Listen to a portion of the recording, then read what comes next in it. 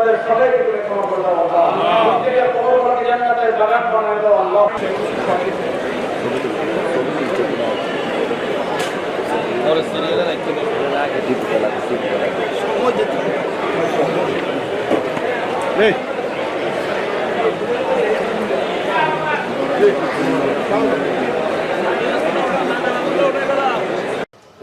ইয়ার জন্ম থেকে ইসলাম ধর্ম চালু হওয়ার শুরু থেকেই উদ্বৃত্ত ছিল, এটা উদ্বৃত্ত থাকবে, এটা ইসলামের বরকত।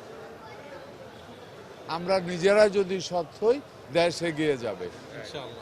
রাইট, আসেন যে যেখানে আছি ওইখানে সততার সাথে দায়িত্ব পালন করি, তাহলে দেশ এগিয়ে যাবে। এবং ইনশাল্লাহ এই সরকার ওইভাবে এগিয়ে যাচ্ছে, আপনাদের সহযোগিতা চাই। ভালো থাকেন, সবাইকে ঈদের শুভেচ্ছা।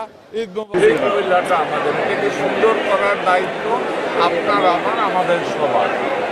সুতরাং কোরবান যাওয়ার পরে কিছু ময়লা আসবে, এই ময়লাটা আমরা নিজেরটা যদি নিজে একটু সচেতন হই, ড্রেনে যদি ময়লাগুলি না ছাড়ি, উদয় সিটি কর্পোরেশন থেকে ব্যাগ দেওয়া হয়েছে, যদি ওর ভিতরে রেখে দেওয়া হয়, তাইলে এই শহরটা পরিচ্ছন্ন থাকবে, দূষণমুক্ত থাকবে। এটা আমাদের জন্যই।